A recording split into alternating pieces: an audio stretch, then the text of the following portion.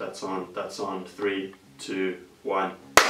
What's up, guys? Thank you for joining us back here on Storytime. I'm joined by Eady and Brooke. They are literally on the other side of the world. You guys are currently in Thailand, if I'm not mistaken. And how's we're in Phuket, Thailand. Yeah, right now going through the apocalypse. Nah, we're trying to. It's good. Yeah. Things have been intense. My side, from traveling and trying to get home, and all the different flights that I've had to jump on, and all the different countries we've been sleeping on the floor of. But that was for like 4 days. You guys have been doing this traveling to foreign countries, third world countries, for a long time now. Yeah. Yeah, we first came out, we moved to Thailand in 2015? About 5 years. So, yeah. So 2015, and like before that we'd come on holidays to Thailand and Bali, but yeah, it's different when you move over. We actually didn't travel too much before we thought about moving over. So just like we did a Thailand training trip once and we loved it, and we went to Bali once, but apart from that we didn't travel. And after the Thailand training trip, we just met a couple of like sponsored fighters, and like living over here, we're like, what, you're staying here more than a holiday? And they're like, yeah, I live here just for fighting. We're like, what, you can do that? And then we started so sick and finding out more things. Yeah, it was it. And we're like, planted a seed that never went away. Yeah, and we're like, that seed's just kept growing over 5 years. Yeah. So you guys basically moved over. We brought our dog over with us, so that's kind of kept us here through like all the chaos, you know? Yeah. Because it's really hard to transport animals around the world, but he's kept us here. especially in Thailand and stuff. I was there quite a while ago. I think like that's when I first got hold of you guys, and I was like, I'm coming to Thailand. I have to come and watch a fight. So I went to Thailand like, what was it? Like 3, maybe 4 years ago, and I came across your guys' Instagram when I was just looking for brands and people to meet, and different people to work with.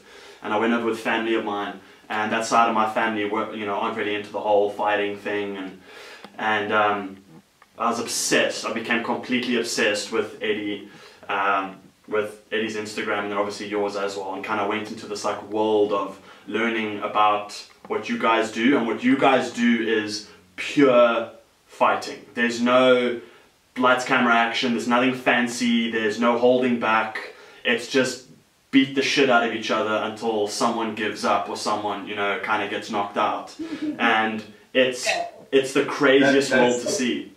Yeah, that's the bottom line. That's what we do. But there's been like progression into it, and we feel like it's like an art and discipline in school every day. But yeah, we forget that we are fighters. But it's very raw in Thailand too, because like in Western countries like Australia as well, like everything's so built up, like, you get your little fight poster, you fucking, I don't know, it's like more of a big deal. But in Thailand, you're warming up in some little back room with your opponent. Like sometimes you're in a field, just on a towel, warming up before you go out, like, to fight. And yeah, sometimes it is like in the middle of nowhere, or like it's in a stadium with like not many people there. So it is very raw. It's more like, because Thailand has like its what it's known for, traditional things like massage, Muay Thai, and like a couple of other things. Like it's more of a profession. Like, oh, you're a knack Muay. It's just like any sort of job over here. Like, it's different. You fight for money and you live and get by, and the fighters go from fighters into trainers. The good fighters go into trainers. Like the sad thing about it is there's not much after fighting for Thai fighters. Like they either go as a trainer or as a taxi driver, pretty much. So, really? Yeah. So how did you guys? I mean, you guys are obviously on quite an incredible journey, and I mean, you've been doing it for quite a while, and there's so much longevity to what you guys have done when it comes to just your persona and the two of you as a couple, and your social medias and your dedication. I mean, it's like day after day after day after day, watching you guys just constantly training. And whether it's like fucking around with friends, or whether it's like, dead serious, just the two of you taking each other on, learning before climbing in the ring, which has been crazy to see. I go through their Instagrams and there'll be a video that pops up of Eddie or Brooke or whatever, and they're fighting each other, and I'm like, okay, this you know, when you guys fight each other, I'm like, and this is me being super sexist, and you guys have beat the shit out of this for me, in that I'd be like, yeah, but Eddie's a dude, you know, he's a tall, big dude, like, surely. And then Brooke comes in and it's like an elbow here and a fucking knee here and a kick to the head, and I'm like, okay, maybe both of you can hold your own, you know? So how did you guys start that? Like, when you were back in Australia, how did you get into this? Yeah, I think after 5 years, then you're saying, freak out about people that, like, because I guess that's what they see, you know, like we do that to each other and stuff. But it's just, I think it's maybe we've been doing this for so long now that we're just conditioned to it and we think it's normal. And now we're like, what the hell are you guys doing? But because for us it is normal, you know. But I don't know, even people that train with us, they wig out a little bit about, I don't know how we are with each other. But the group of guys we got at the moment, we're all just as cooked as each other, playing jokes, body shot challenges, leg kick challenges. Yeah. What else do we do? We do like those, since this quarantine's happened, I don't know if you've seen the videos, been just making little, they're actual real grudge matches, just the customers between themselves fighting each other because there's nothing to do. And yeah, I saw you guys. We just have fun, you know? Yeah. Yeah. I saw you guys basically put put down a bunch of mats, and it was like all your friends just going at each other. And it's for fun, and everyone else is watching. Like how like I think it was one of your friends that took a really hard kick to the body, and he kind of took it in and laughed it off, and everyone was like, ah, got you, whatever, like that. And I was like, if that was me, I'd be spitting ribs for like the next 2 weeks, struggling to breathe. We have some good times. Yeah, I think we have to have like this. We have to have a laugh and enjoy it. Otherwise, it's gnarly. Like day in day out training is like doing this training. You're just like too serious and you burn out and die. Like you need to have a laugh and you need to enjoy what you do. Yeah. For over 5 years in Thailand. Anyway. Because training for fights is so, like, it can get to you. Like you can put a lot of pressure on yourself. Like you have to be at training all the time. Like you get so exhausted, like just not physically but mentally as well. And so when you're not training for a fight, you really have to remind yourself to enjoy what you're doing and remember why you're doing it, because it is fun. And the people you meet through the sport are some of the best people that you'll ever meet. Like they're so much fun, and you still need to, like, we still have that focus of this fighting is serious. But we still have that focus for like 3 weeks before the fight, and that's intense, you know. Like, even when you're at training, you focus, but you switch on and off. You learn to switch on and off when you can, because you need the balance. Because people come over here serious, even like training hard, and like we just watch them burn out. Like you need balance. It's one of those things. But I think it takes a while to find the balance. Yeah. You know? So you guys have had to be really good at finding a balance individually, like personally. On a level that is fun but also professional, because obviously now this is what you guys do as a career, but at the same time you've had to find that balance as a couple, which for me is one of my favorite aspects of you guys, in that, you know, if Eddie or Brooke, whoever has a fight coming, that zone that you have to get in, that like zone of focus, how do you guys handle that as a couple, with, you know, the one fighting and then the other one fighting, and that like constant draw from each other, having to be focused and so, you know, like dedicated to what you're doing? How do you guys handle that as a couple? That's a really good point. A lot of people don't see that. Like a lot of people just see us both on the poster and both just fighting. But yeah, like the weight cut and training for the same fight. Let's just say we're on the same show. The weight cut and the training, like we train hard, that bounces off well, but until the fight night, it changes and it's actually really, really hard. It's hard fighting on the same show. Yeah. But like when we first started, like Eddie started fighting way before I did. So for me to support him back then is very different to how I support him now, because back then I had no idea about fighting. I thought it was just a little side hobby. I didn't really understand how much it takes to be like in the ring with someone. Yeah. So So then when I started fighting, I found that I could really understand what he was going through before fights, and I could support him fully and how he should be supported. But then I started fighting, so it was obviously really hard for him to watch me in the ring. We got conditioned to it. And I was like, the hard part is like, it's not, if she's got to fight by herself, I can support her and it's fine. I get a bit nervous. But as soon as we're fighting in the same night, because fighting needs to be selfish. It's about you. You're in the ring. It's serious. Yes. And then when we're both on the same night, my energy and focus is going into her because she's my wife. And then it's just not a good thing, us both fighting the same show when the energy needs to be solely for yourself. Yes. When it's just, like, I've cornered her, like, she's been before me. I've had my hands done ready to fight after her. And I've been cornering her, rubbing her legs, yelling, like, trying to help. And then I go and fight and I'm tired. I'm sweating. I've had like 3 adrenaline dumps on. Probably the worst one. We were in Hong Kong and we were both fighting for titles, and we didn't have a corner with us, so we just flew there just with ourselves. So Eddie had to corner me for my fight. He had his hands done and everything ready to go. Cornered me. Straight after my fight, we jumped out of the ring. I couldn't talk to anyone. We just went straight to the back room. I took off my gloves, still had my hand wraps on, and I was holding pads for Eddie to warm him up. That's so hectic. And then we go straight back out because we had one fight to get ready. So we go straight back out, and then I'm cornering Eddie, and it was a crazy. It was such a crazy night. Yeah. Like, little, you're doing it, and then little like realizations come in, like, this is crazy. Yeah, like, what the fuck are we doing? A professional fight, you're like fighting in China, and then I'm getting ready, putting gloves on, fighting straight away, and that's when we realise we shouldn't be doing this in the same night. Like, it should be. I see. It's serious. We should have the focus for one person, but you know, we've said this so many times because it's happened so many times where we've had these realizations, like, oh, I could have performed a lot better if the focus was just on me or just on you. Yeah. And then, like, a promoter will call us and be like, oh, do you both want to fight on this show? And we're like, oh, fuck, that's too good to say no.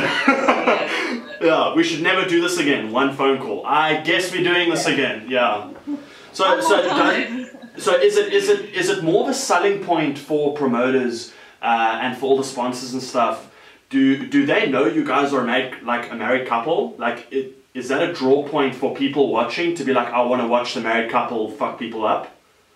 Definitely. Yeah. That's why they call it. They want, it's like we co-promote it well, like their show, and it's like, it's like it's good for them, and it's like a good draw card for us to go like travel and internationally, and so it is good, but it's exciting until the fight the night, and then we realise we fucked up again.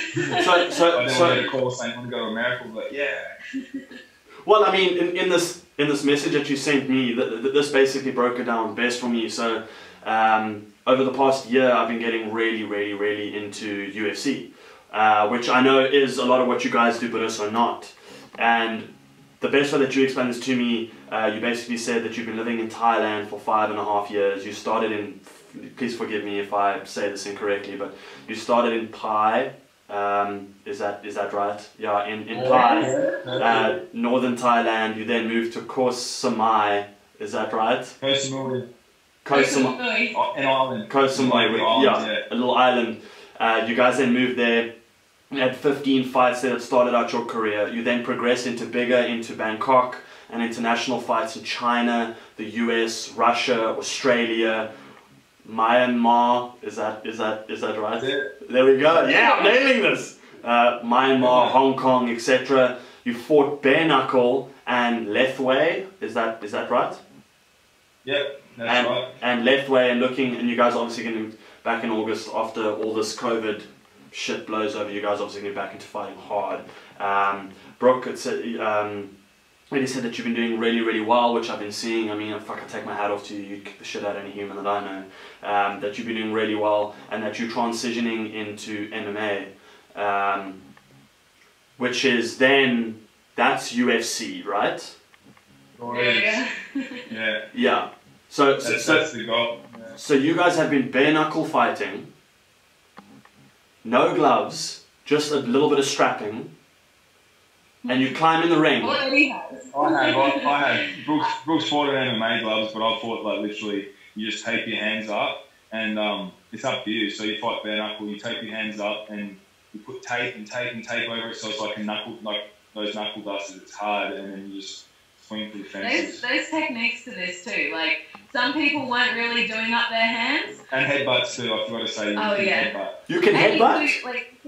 You can headbutt and you can take down. Yeah. But it's like freestyle street fighting, standing up. You can headbutt. You've only got tape on your hands. That is so hectic.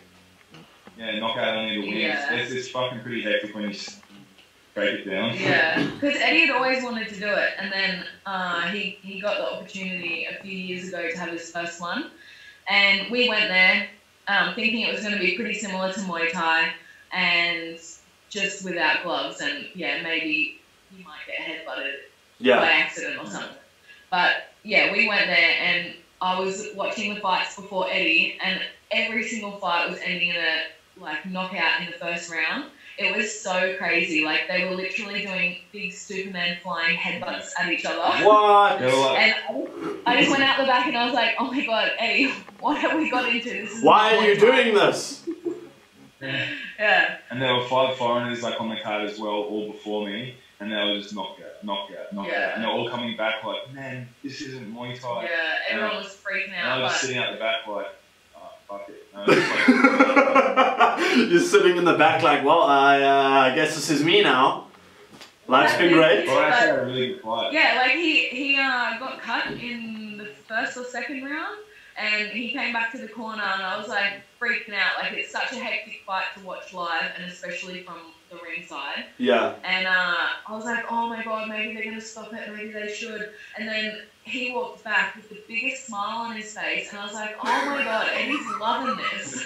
What? He was loving it. The adrenaline, like, from a Muay Thai fight, the adrenaline's crazy, but bare knuckle with headbutts, it's just like tingling. You're just tingling, your body's just like, and you get hit with heavy, like, crazy shots, and I don't know, it's like when you get that superhuman strength lifting up the car, it felt like that. And then after that, this is raw fighting. This is how it feels. This is like the feeling you get that people don't know.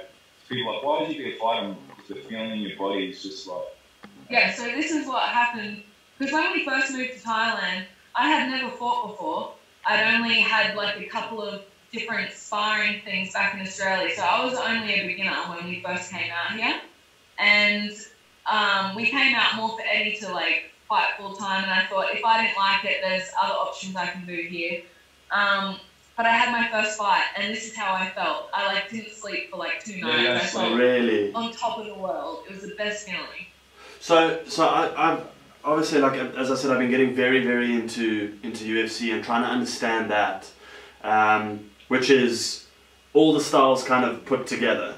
But looking at all those styles that have been put together, it's almost like the UFC still doesn't touch on a lot of what you guys have said now, with like headbutting and basically just like swinging for the fence, pure fighting. You know, that like natural instinct that we have as humans to protect, you know, and the ability that we have to harm each other in a very necessary situation. It's just pure raw emotion and talent down to the T.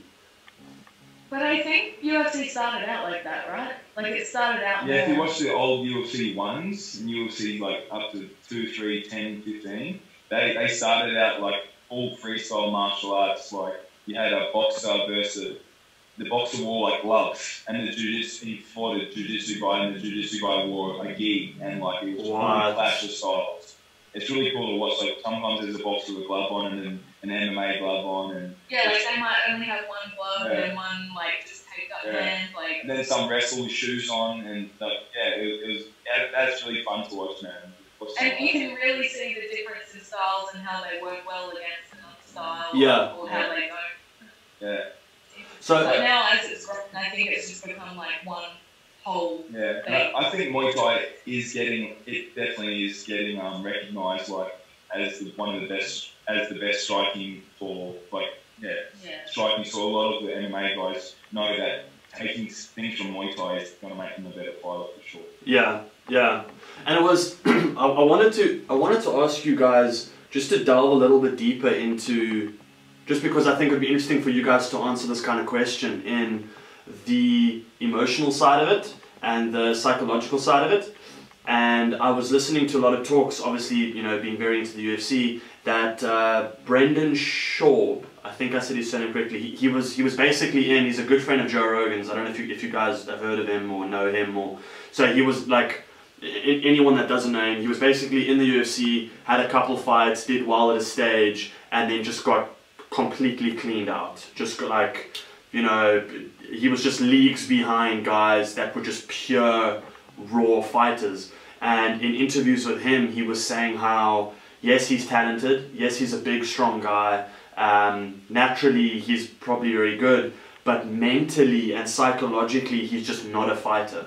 And I don't think a normal person can understand that, because, you know, if you put anyone in a difficult situation, they're going to want to defend themselves.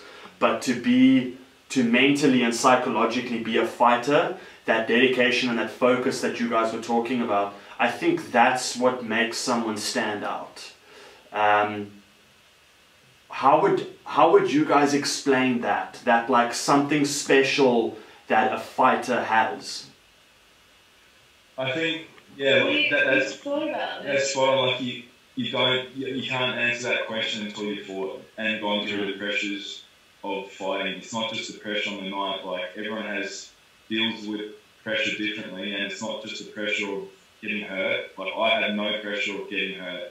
I don't think like, oh, what if I hurt myself? It's not that at all. It's more performance based, and just all these crazy negative thoughts come into your head that are just like doubt and it's doubt and fear, and it's just lies, and you're creating a story in your head that none of it's happened. You've created everything's in your head. Like, it's interesting because everyone's so different. So when I start, like, you can manifest fear within yourself so differently from another person. Yeah. And this is even in life as well, you know. So when I first started, I thought, oh, maybe I'm not a born fighter, because I thought Eddie was just naturally a born fighter. He's naturally got that, like, little kill instinct that you need in the fight to come out. Yeah. And but that was just me creating some fear in my head and doubt to make up some story as to why I shouldn't do it. Yeah. So everyone does this like in their own little way. And you may not even know, like, if Brooke was telling herself that, she may not even know that she was like creating something that is giving her an excuse to say she's not a fighter. But that's just one of the reasons. Because it's like anything in your head, like, you're not aware of it because you think it's you, but there's a this is a really interesting topic. Same as when people that have fought, they find like, oh, I can't fight unless my walkout song comes on. I can't fight unless I have my favourite ankle guards or my favourite something. All that is they're manifesting their fear into like their ankle guards. You can wear white, green, black ankle guards. It doesn't matter, but it's just throwing that fear of whatever the pressures of the night into. I need those ankle guards. I need this, but it's not your ankle guards. It's so like anything. I see. You can train this as well. You know, that's why people go see sports psychologists, or, you know, there's a whole bunch of different people that you can see to try and help, like, not manifest your fear like this. You know, so you can change. Like, the same feeling in your gut that creates that fear is also excitement. So you can change, you can rewire your brain to think about the night or think about whatever it is differently, so that you're more ready. That's a huge subject, and I've looked right into it, especially for guys wanting to have their first fight. Sometimes, a lot of the time, it gets worse. If the pressure gets worse, it's on a higher level. Yeah, like maybe when you first start, you'll be nervous, and then you'll think, oh, it'll get better with my experience. But sometimes it doesn't. Like, you really need to train that before the fight. And if you're an athlete and you're not training your mental side, you're at a massive disadvantage. So there's a few talks and speeches and stuff that I've listened to on this whole aspect of fear.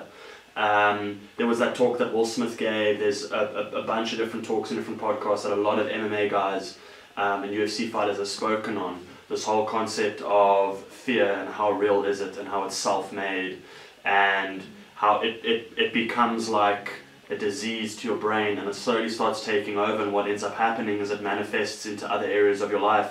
So, you know, maybe like for you guys, fear, you know, like you said, if you haven't trained that mental fortitude that you can have against fear, the fear could then manifest into your business mindset and how you choose to run your business, and that fear could then manifest into your relationship, and so it could kind of start eating away at your life. I think, sure. Do you think when it comes to fear, because I mean the only understanding that I have of fighting is obviously getting into 1 or 2 scraps with, you know, with random guys or whatever, and obviously I trained in boxing for a little while and just got into the whole thing of sparring and kind of throwing myself in a ring, but purely just boxing. And then I obviously went up to Canada and had to go do a whole bunch of stuff there, and I miss it so much, and I completely get that like tingling that you get getting in the ring. For me, I don't think I have that something unique that you guys have. I believe there is a part of a fighter that is born that you have, and there's a part that is trained as well. I don't know if you guys think the same. I think that you can train anything. There's just like I would say the same thing about you, that I would have a fear of trying to perform or get in front of the camera the way you do. Like I could look at what you do like totally in awe as well. So you shouldn't look at fighting that pressure. Like I think you can train anything. It's the passion behind it. So your passion is different, but it's still on a similar level. You know, like you still need to have like a positive mindset going into what you do as well. And it's the same for us, but we just have different disciplines and different passions. But I think the way that we go about it would be pretty similar. Pretty similar. Just the way that you talk to yourself before you do what you do. Just like how you talk to yourself about, and then you don't let any negative thoughts slip in before competition or before the performance. You shoot it out and you actually have nothing on your mind except when you know what you need to do. You know you have the same thing, the same confidence. That's actually crazy that you brought that up, because I watched, I can never remember the name of anything that I watched, but I watched something where this professional fighter was training an actor, and he trained a few before. He's got a very good gym. I think it was Wilder, the guy with the skinny legs that slaps as a boxer. I think it was his gym, and he had 1 or 2 actors come in that he was training. I mean, once again, if I'm wrong, whoops. But it was in his gym that he had guys come in. He was saying it's so funny training an actor, because fighting and acting was so in line, maybe not necessarily always physically, but mentally, that focus. Like, you know, if I know I have a big scene, if I have an audition, that is the only thing I'm thinking about for about 2 weeks straight. That is, and I have to use that adrenaline and excitement and emotional strength to bring something up that I can then manifest into action. And you guys have to do exactly the same thing, just in such an extreme way. Just like when you said, like, I have to control that, like you don't say it's nerves. Like, you could go either way. You could say, you could be adrenaline, you could say, oh, I'm scared, man, I'm scared before I'm going to fight, I can't do this. But you could either say that, or you could say, these butterflies are speed, it's power, it's excitement. Like, it's just a feeling in you, and you can say, you can think of it either way. Just like when you